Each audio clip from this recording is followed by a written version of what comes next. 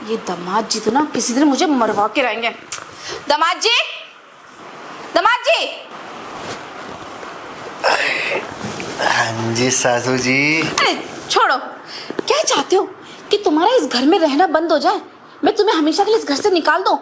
क्यों तुम ये साबित करना चाहते हो कि तुम्हारा मेरा चक्कर चल रहा है? अरे हुआ क्या, बताओ तो सही। तुमने मेरी बेटी को क्या बोला? कुछ भी नहीं बोला। कुछ भी नहीं बोला? बस मैंने तो यही बोला था कि जाओ अपनी माँ से कुछ सीख के आओ। यही तो प्रॉब्लम सारी जड़ है। पता है, अभी आई थी गुस्से में तनतनाती हुई, मम्मी मुझ में ऐसा कुछ क्यों नहीं है जो दामाद जी सिर्फ आपकी तारीफ करते हैं। सासू से सीख के आओ, सासू से सीख के आओ। सारी पोल पट्टी खोल दोगे क्या? मैं तुम्हें देती हूँ हैं? अरे सही तो कह रहा हूँ मैंने कहाँ कुछ गलत कहा। जो मजा आपके अंदर है वो मेरी बीवी में कहाँ। तभी तो मैंने उसे बोला कि जाओ अपनी मम्मी से कुछ सीख के आओ। अब आप खुद सोचो, 2 BHK फ्लैट और एक तरफ है हवेली, वो भी पुरानी, तो मज़ा किस में? हवेली में ना सुकून मिलता है, वहाँ वो सुकून मुझे आप में मिलता है। उसमें क्या है कि हम खुले में घूम सकते हैं, फ्रेश हवा, कितना मज़ा आता है हवेली में घूमने में। अरे आप तो जीता जागता हवेली हो, सुकून हो मेरा। अच्छा ठीक है, ये तारीफों के पुल बांध बांध के ना दामाद जी तुमने ना अपनी तरफ तो मुझे खींच लिया। और आज एक बार बताओ, तुम्हें आज मेरी बेटी 2 BHK फ्लैट नजर आती है और मैं हवेली। कहाँ तो तुम उसके पीछे ना जवानी में घूमा करते थे।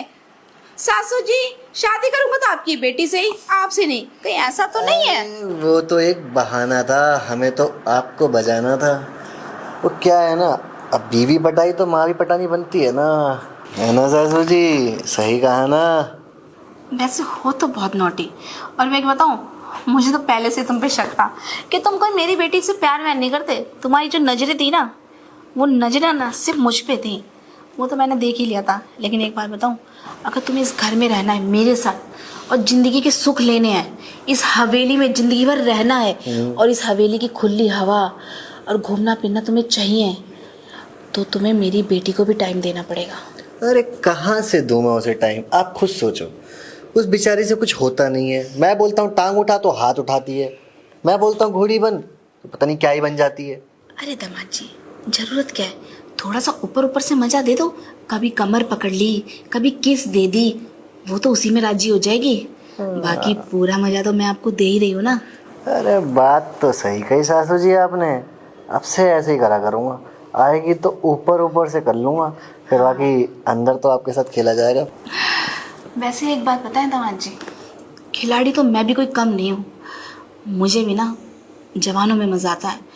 देखो ना, तुम्हारे ससुर जी लगे रहते हैं अपने व्यस्त खेती बाड़ी में, इसमें उसमें, अपनी पंचायत में, कहाँ टाइम देते हैं। टाइम तो छोड़ो, कभी पूछते भी नहीं है, सुनो जी कैसी हो। उन्हें पता है मैं तो अपनी गृहस्थी में खुश हूँ, उन्हें क्या पता कि मैं अपने दामाद जी के साथ खुश हूँ। एक बात तो माननी पड़ेगी, मेरी बेटी ने और मेरे पति ने कुछ अच्छा किया हो चाहे ना किया हो, पर मेरी बेटी ने तुमसे शादी करके मेरी जिंदगी सफल कर दी। अरे सासू जी, ऐसे ही इन कोमल कोमल हाथों से छूती रहोगी अब, या फिर कुछ करोगी भी? वो क्या है ना, आपके इन हाथों को छूने के बाद मेरा मूड बन गया है तो। अरे दामाद जी, तुम्हें पता है मैं अपनी बेटी को क्यों नहीं रोकती हूँ? क्यों मार्केट शॉपिंग फलाना ढिमका करती, ताकि मैं तुम्हें टाइम दे सकूँ। तो आओ ना, हमारे पास वैसे ही वक्त की बहुत कमी है, चल के अपना काम पूरा करते हैं।